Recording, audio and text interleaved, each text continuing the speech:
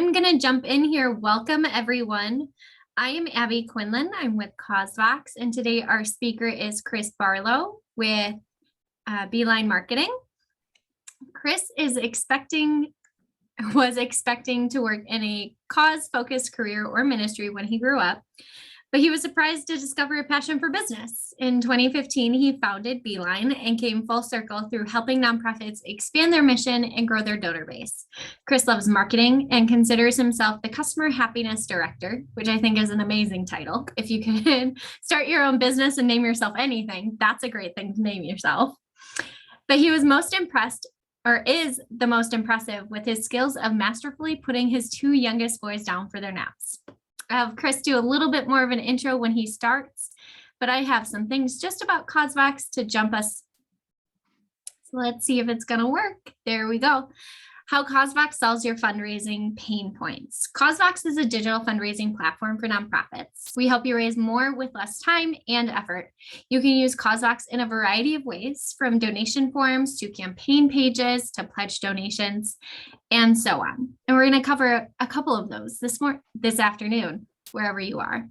We offer a best-in-class fundraising platform that makes it simple and easy for you to run those high-performing fundraising initiatives. And also, when you work with CauseVox, we come alongside you and provide that spectacular hands-on support that you so need when you're getting your peer-to-peer or your fundraising off the ground. And of course, our social mission is to educate and equip. Not only do you get amazing free education, like what we're getting today with Chris, but you also have a library of best practices, resources, and guides on using and leveraging CauseVox for your digital fundraising, which is an incredible tool as you work throughout all of the little issues that you have throughout fundraising. And you're able to modernize your donations. 9 out of 10 nonprofits suffer from that clunky donation form syndrome. You know, those forms that are a little outdated and don't look so great and are extremely slow and hard for donors to use. We take care of that. We modernize your form so that you can convert more donors and increase your gift size automatically through one-time, recurring, and pledge donations. And you're able to campaign for anything. Instead of being boxed into a donation form or dependent on IT, you can use CauseVox to launch beautiful branded campaign pages that drive donations and stay within your message. There's social media sharing, donation counters, donation reporting. You have it all in one place. And of course, it's hand-free peer-to-peer fundraising. You're able to reach new donors in an incredible way. And we all know reaching new donors is always hard. So CauseVox is here to help you streamline that with peer-to-peer fundraising that you can use for your walk, your run, your race, your galas. You're able to plug it into any existing fundraising initiatives and see it 2 times your donations. And of course, we have the selling tickets option. Events are hard enough to manage and organize. And instead of using a ticketing site with your donation form, with your peer-to-peer, you can have it all in one place with CauseVox. So you're able to sell free and paid tickets, take donations, or use it for raffle fundraising. So that's enough about CauseVox. Let's jump into Make an Offer They Can't Refuse with Chris. Thank you so much, Abby. It's good to be with you all today. I just did a webinar with CauseVox back in March, and if you didn't get to watch it, if you didn't participate or get to see the replay, I recommend you do that. And I will actually be bringing in a few points that I shared there into this, maybe to whet your appetite to go back and watch that one, because it's relevant for this approach on how do we attract companies to our organizations. And how do we make an offer that's something that a company just wants already? But before we get into that, I want to ask a question of you, and you are welcome to, I would love it if you put your answer in the chat. What do most people fear more than death? Maybe you know the answer to this question, maybe you've heard it, maybe you just have a guess. What do people fear more than death? Any guesses? Spiders, rejection, poverty. Any other guesses? Public speaking, losing money. Yes, good. So the answer is public speaking. So good for you, those of you who said public speaking. A 1973 study showed these results, that most people were more afraid of this. And actually, a 2010 study conducted by Dr. Karen Dwyer at the University of Nebraska at Omaha validated these findings. But my question is, why? Why do people fear speaking more than death? And someone else actually guessed this already. It's because we fear rejection. I think that's the underlying thing. If you knew you could not fail, that you would amaze the people who are listening to you, you'd be excited to get up there and speak, and you wouldn't be afraid of rejection. But that fear comes into play when you want to attract companies to your nonprofit.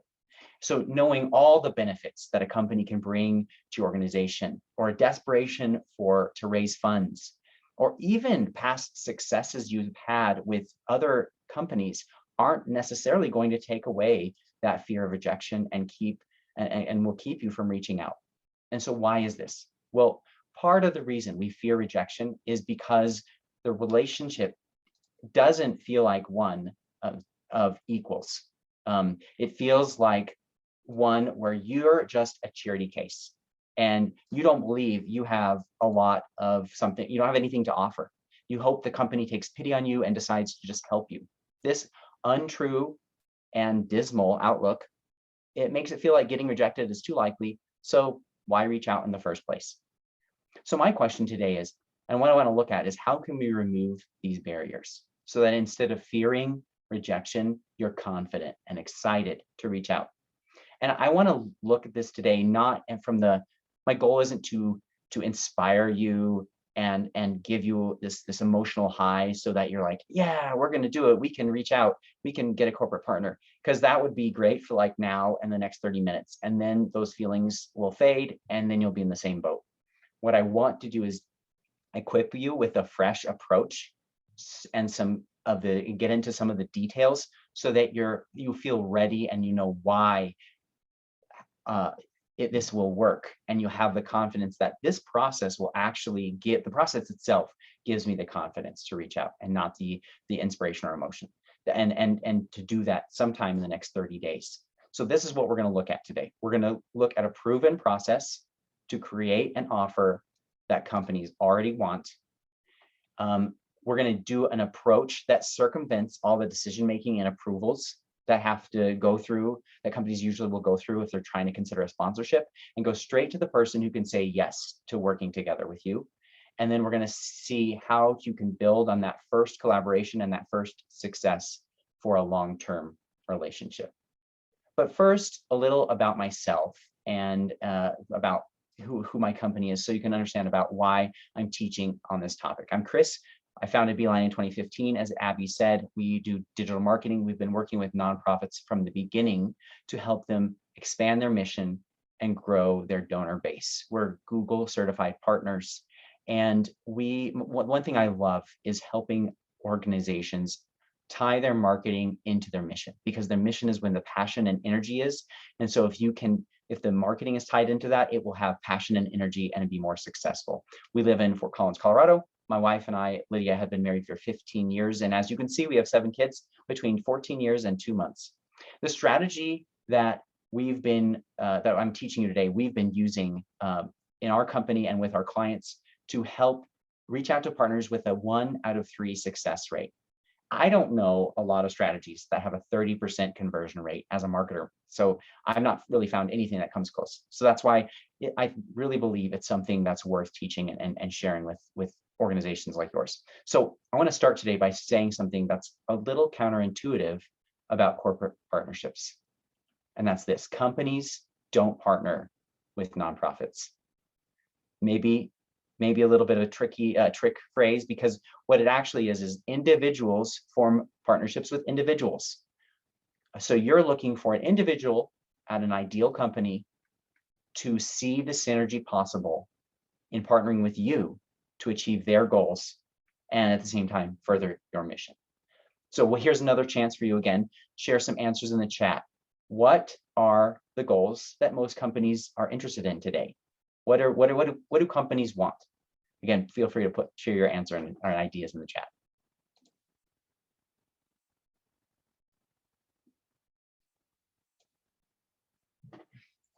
Well, of course, sales, right? Companies want sales. Pretty straightforward. What else do companies want? Social promotion. Yep. PR. Definitely. They want employee satisfaction. Yep. Relationships, tax write-offs, furthering their values. There's all kinds of things that companies want. And so we're going to look at how you can help companies meet some of these goals. If you attended or watched a replay of my webinar with CauseVox in March, or if you go back and watch it, you had heard me talk about a unique process to attract individual donors. In case you didn't get to watch it, I'll give like I mentioned, I'm going to give a quick overview because it's relevant for how we attract corporate partners. One of the best concepts for attracting new donors is this: if you serve people, they will be attracted to you. So use your mission to serve your donors. So let's look at what I mean by that and these 3 steps, and then we'll bring in how this is relevant and connected to corporate partners. So the first thing we want to realize is that when people go online, they don't go online to look for an organization to support and donate to, maybe on Giving Tuesday. But otherwise, people go online to pursue their own interests, to share their experiences, or to solve their problems. And that is like the top of the iceberg. And that's how the first step to attracting donors is to meet people where they are, by meeting them where their interests and needs are. And the reason we want to do that is because really the people who are likely to become donors are people who share our values, who share your values as an organization. But it's hard to reach people based on their values directly, because again, people are not likely to go online looking for an organization who shares their values. They're going to search something for themselves. So if you can find interests or problems that are tied to values that are related to your values, then you can find people who are likely going to be interested in you as an organization and share your values. So let me give some examples of what this looks like. Again, the top is where we can meet people online. That is the surface level thing. And we just need to find the right ones so that we know that what's underneath the surface actually matches us. So if you are an animal sanctuary, you can probably reach out to pet owners because they are going to be online looking for pet related questions. And they probably share values with you about caring for animals. If you are a food bank, then you might be able to target people who love to cook and love to host, because they go online, they're looking for recipes, they're looking for host ideas, they're looking for how to make their holiday gathering really special. And you also care about giving people dignity and caring for their basic needs and connecting them to community as a food bank. And so you probably have some shared values with those kind of people. Or people who love to go camping and are looking online for a water filter for their next camping trip, or people who are online looking for a water filter for their home, for just to have better tasting or clean water in their house. Maybe the local municipality water is not very good. They always have to buy bottled water. And they're just saying, look, we just need something, a filter in our house. Well, they understand the value of good water, even if they're not like in need of it for survival, but they also would probably connect well with an organization that provides clean water in countries where it's not available. So you can see that on the level of interest, they might be going online to look for a filter, but on the level of values, they might actually be really well connected to your organization. So once you've identified those needs, you can attract people by creating a digital resource tied to those interests or providing a solution to a problem they have. And this is an example here on this page is an organization that we've worked with that provides international travel experiences for students and youth who would never get to do so otherwise. They would never afford it. It's not in their community or culture to imagine getting to travel overseas. And so they put groups of these students together. They help them form friendships. They send them over abroad somewhere. They have this amazing cross-cultural experience. They make lifelong friends, and they do a service project of some kind. And so this organization, the founders believe in the value of travel themselves, and they know there's a lot of people out there who love to travel too, just everyday travelers, but they all have these similar issues that everyone experiences with travel: the costs, figuring out what to do, packing, getting on a plane, and all the things that come along with that. So they said, look, we have a lot of experience in this area. We can help the everyday traveler. why don't we just create an ebook that addresses some of those things, like get some vacation ideas or what to do when you get there, how to pack best and what to carry on, when to book at the best times to save money. So they put these things together in an ebook. And then once they put that together, they offered it. Step 3 in this process is to offer that in exchange for someone to become a subscriber. And then you can use email to build a relationship with them automatically. So again, these 3 steps, kind of a tangent, but it's relevant because they give you an overview on how to attract donors. But how do we bring companies into it? What does this have to do with corporate partnerships? Well, I said the first thing that we're going to cover today is a process to create offers that a company already wants, that they pretty much can't refuse. And so you're going to see here now how we bring a company into that and how we create that offer. So again, we start with understanding our potential donors' needs and creating or our strengths as an organization. What problems can we solve?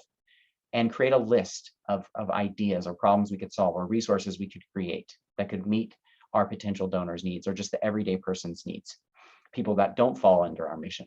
And then we create a list of companies who have subject matter expertise because of their products, because of their services. And we create that list and we reach out to companies based on that expertise that they have. And together, we use our expertise, our knowledge, to create a resource. We collaborate together that gives people, that solves a problem, that gives them a taste of your mission and connects them to the company's content, products, or services. So let's break these steps down in a little more detail so you can understand how we follow them specifically. So understanding your donors' needs and creating a list of resources. There's a few things you can go about, ways you can go about doing this, but the first one is just understanding your strengths as an organization, as a nonprofit. What do we do well? Like we do this well for this specific group of people or specific in this specific context, we do this mission. But you know what? How can we apply that to other people or other situations? And understanding your strengths. And then the next thing you can do is just some research. Different kinds of research. One tool I like to use and recommend for doing research is the Google Keyword Planner. If you have an account with Google Ads, or if you create one, you can create a free one. You don't need to input any credit card information. Go to ads.google.com, and then you can find under the tools, the Google Keyword Planner. You can input phrases into that tool, and it will tell you how many people are searching for that phrase and related ones, similar ones. And it will give you the total number of searches estimated that happened in a time frame that you pick across all the US or across your state or whatever region is relevant for you. And so you can just get some qualitative or quantitative data, just the hard numbers. This is how much demand there is around this problem, around this topic. So if you're a animal sanctuary, how many people are searching every month on how to trim your cat claws, for example? So get that quantitative research to kind of understand, is this a topic that there's a lot of demand that's worth us trying to create a resource around? The next thing you can do is ask your current subscriber list, ask your donors and volunteers. Put together a short little survey and say, we are wanting to solve and help you with one of the following topics. List them out. We would like to help you understand how to be a better host during the holidays, or and have that stress-free. Or here's some the best kept recipe secrets, or cooking secrets. Whatever the different ideas are, create that survey and send it out to your list and ask them for input and to share what they think would be most valuable to them. And so once you've kind of identified what potential donors need, and based on what current donors need, based on what you see people searching online, you kind of know what problems to consider addressing. And that will help you follow step 2, which is to start researching and finding companies that you could partner with. So the first thing to do is consider what companies have subject matter expertise who could help address this issue or these questions. So with the example I gave before, with that travel ebook, they could easily approach a hotel chain or an airline or a tour operator or a travel agent and ask for their input and expertise on the different issues that everyday travelers face. And and get some content and really helpful advice and wisdom. Like ask an airline, like what's the best time to book actually? Or what are some insider tips that not everyone is aware of? So you consider and you make this list of potential companies to work with. And the first thing to consider is their expertise. The next thing to consider is their values. Their values, if they share them on their website, if they share things they've participated, organizations they've worked with, anything on social media, if you can find that information, that's great. That will make it much more likely, if there's some overlap in the company's values, that will make it much more likely for the company to eventually become a sponsor and really support your organization in the long run. Other factors you can consider: the size of the company's audience. How many customers do they have? How many people are following them on social media? How many employees do they have? And then finally, how big is the company? How much revenue do they have? All those things are important to consider. The first one being their expertise, the most important. If the company is too small, if they've got all this great overlap, but they're just like, 2 people at the company, 5 people, that doesn't mean they wouldn't be a bad company to work with. They might be able to support you, but just consider that in the long run, are they going to have the means to support your organization? So make sure it's worth your while. So the second thing I said that we would cover today is how to do this approach in a way that circumvents decision-making and approvals and goes straight to the person who can say yes. So once you've identified a list of companies you can work with, you need to create an outreach plan, which is basically just who are you going to talk to and how. So for who, I recommend marketing, someone in the marketing department. Why? Well, the marketing department is often the subject matter expertise, or even experts. Even if they are not the experts, they bring in the experts to help them create the content, their blog, their podcast, their ebooks, whatever, their social media, anything that the company has to do with content, the marketing department is bringing that all together. And their role is to find ways to create good content that attracts new potential customers and helps their branding and all those things. So instead of going to the officer for philanthropy or corporate giving executive or someone with the title corporate social responsibility, those kinds of people who are going to be hit up by nonprofits all day, who are going to hand you a grant application or a sponsorship application that will be reviewed by a committee in 6 months. Go to someone in marketing who's got to get content out next week, who's got to get content out yesterday, someone who already has that pain point, and you can help them in a new way. So and we'll talk about again like how you're going to help them fulfill that in a minute, but how can you reach out? What do you fall with this outreach plan? What's the best way to reach out to these people? Well, I recommend cold email. And why is that? Well, first of all, not everyone likes to cold call. Second of all, it's hard to get through to the right people sometimes when you're calling. And third of all, everyone has an email address. So the key is, can you write an email that gets their attention that they want to respond to?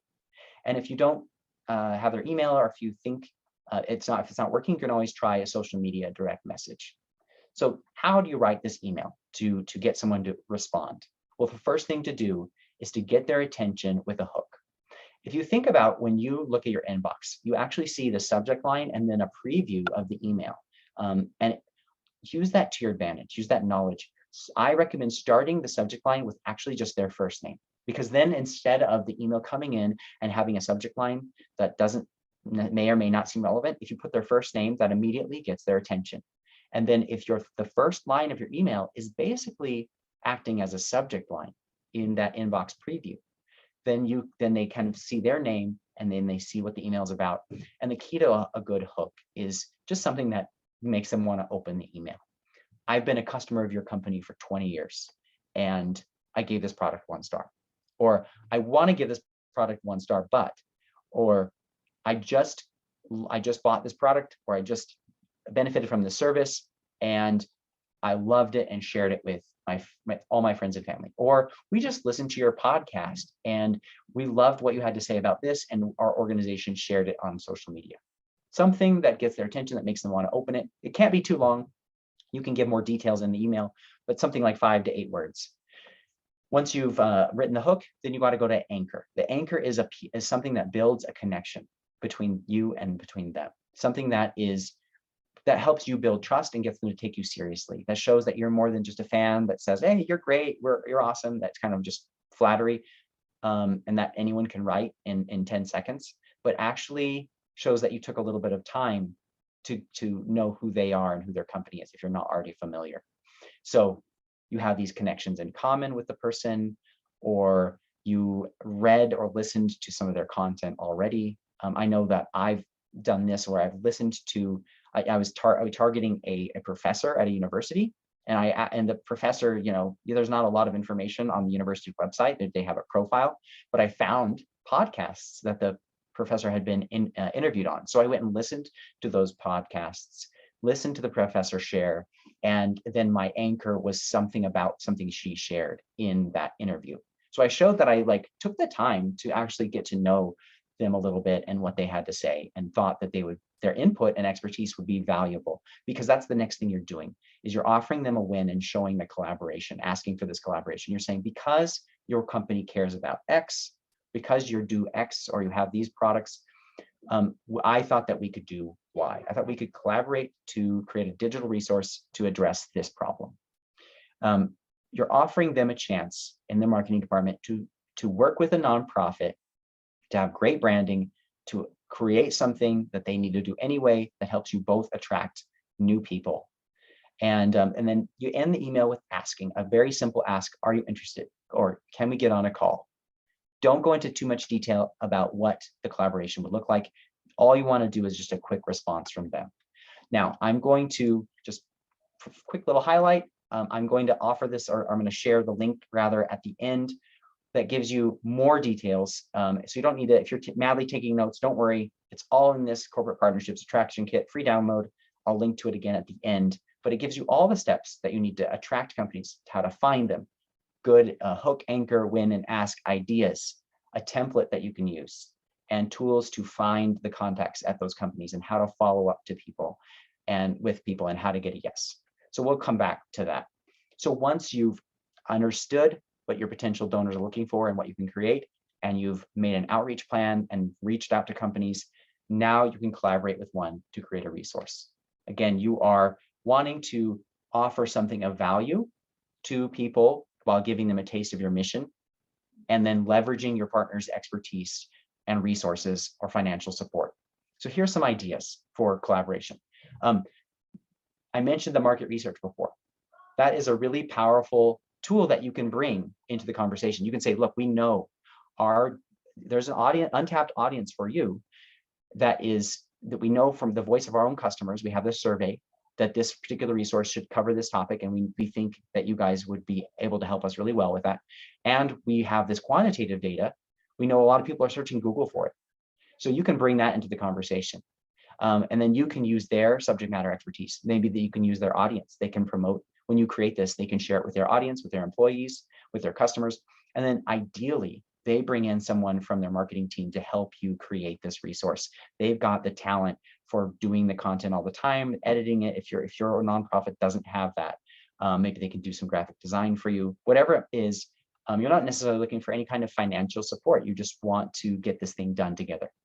And make sure in this collaboration process, you negotiate that you are also owners of the resource along with them. That way, they don't control it entirely. And what can you bring to your partner? And this is part of what helps us. Not only does the approach help us be confident in reaching out and not fearing rejection, but understanding what you bring to a partnership and what you bring to this collaboration. I mean, the first thing, as I mentioned, is you're bringing great branding for them, great publicity, because they're doing something they have to do anyway, but now they're working with a nonprofit, with an organization. They're supporting your mission in doing this. You, of course, can link to their products and services in the resource or in your marketing in a tasteful way. This isn't an advertisement, but that you can still tastefully link to their products and services where it's relevant.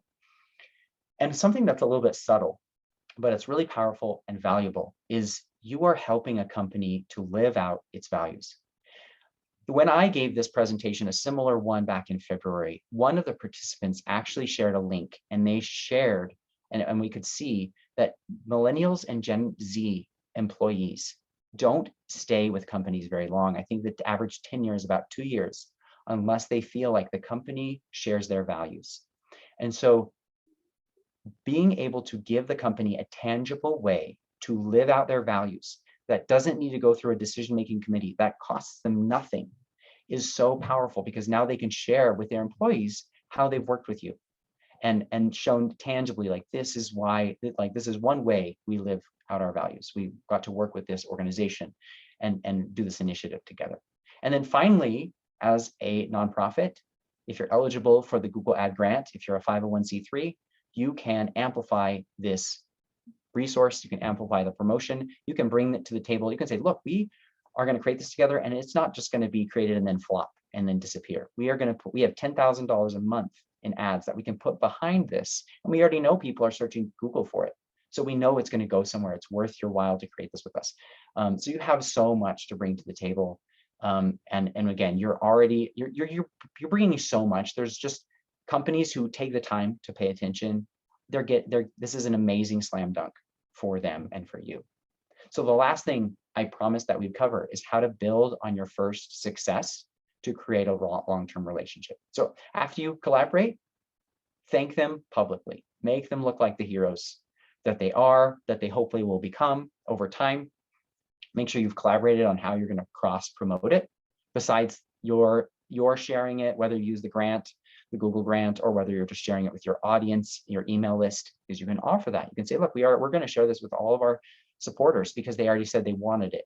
And on social media, ask them to share it with their employees or with their social media following, especially, again, you've done some research, you know the company has a pretty good social media following. They have a lot of employees, so ask for that.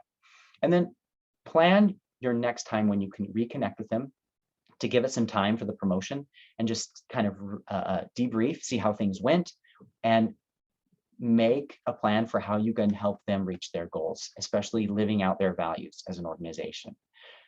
Ask the question of your new contact in the marketing department. Well, who is in charge of your company's values and in charge of employee retention? And you can talk about how, is there a way we can help you guys get your employees involved in living out these values and getting connected? And can you introduce us to someone in the HR department or the corporate social responsibility officer, and getting an internal introduction from someone who can vouch and say, this is a great organization. We had this amazing collaboration together. That is, you're on a completely different level now when you're going to make an ask for a sponsorship from one of your programs or your next event than when an unknown organization that is coming to them cold. So what can companies bring to your organization? I'm just going to go through this really quickly. I think we all know this already. They can bring you, obviously, individual donors. They can bring a matching gift program. They can sponsor you. They can bring volunteers or offer a volunteer grants program, a workplace giving program where the employees can have a donation automatically deducted. They can provide a percentage of sales to donate to you, or they can even bring in skilled people in their organization to come and consult for your nonprofit and help you internally. I mean, there's just so much that a company, that these partnerships can bring over the long run. And you're not just thinking about sponsorships, you're thinking about all the ways. And so these are the kinds of things you can bring into that conversation of ways you can work together. So again, I mentioned this, here's the link. You can go download our corporate partnerships attraction kit. You can also find it on our homepage if you just go down to the resources. It gives you the 6-step process to follow, a bunch of ideas to find new companies, how to attract them, how to reach out to them, all the templates you need. So you can go grab that. I'm going to leave this up, but now I just want to open it up to any questions. I know we went through this really quickly. If there's anything that I didn't cover well, or you just want some more detail on, I'm happy to share with you. So I'm going to leave this open, this link open, and then I'll give a way you can contact me before we go. So yeah, is there any questions that anyone has?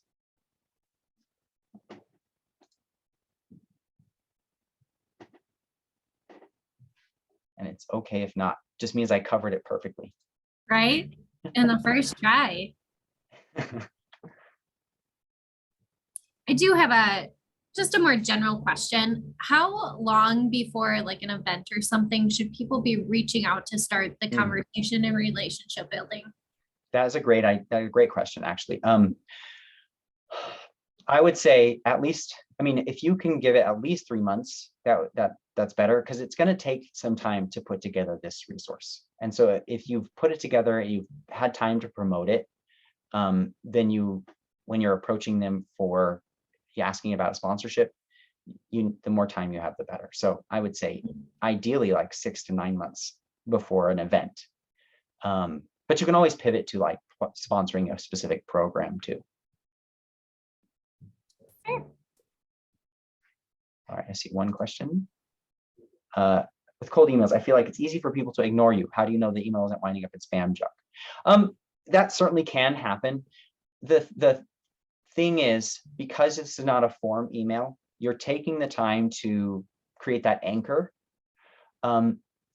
You're writing a personal email. Google and other email software providers are going to not flag it as likely, because again, you're not just copying and pasting.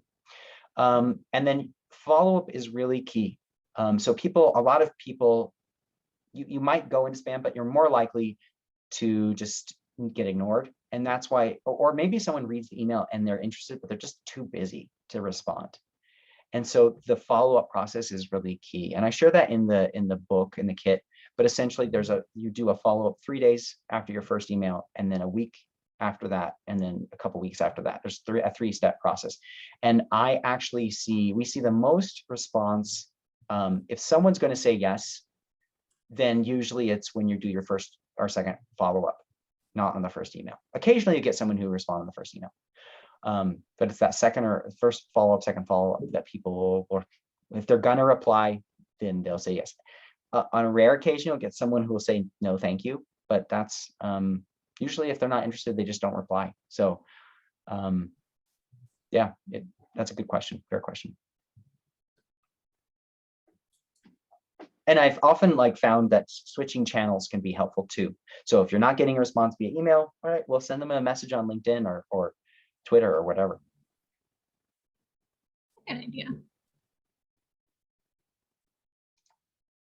Another thing that's important too with follow-ups is change the conversation a bit. Don't just be like, hey, did you read my email? Hey, are you interested? Bring in something else. Be like, I just bought your product, and or I just read the news about your company.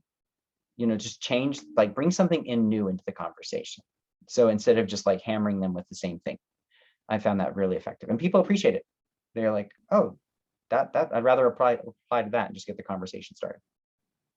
I had a corporate partnership with Quick Trip, and I could tell them my store number, which was the selling point for their marketing person, to be like, oh, they actually do, this is a good business deal because they actually shop there. Awesome.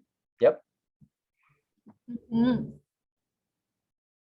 Okay. Well, thank you very, very much, Chris. In You're the welcome. follow-up email, we will have your contact info, so Yep. everybody's going to be able to reach out if they do have questions. Yeah, you can email me there, team@yourbeeline.com. And I want to thank everybody for joining us. The recording and replay will be sent out this afternoon for everybody to watch again. Thank you, and have a great rest of your day. Thanks, Abby.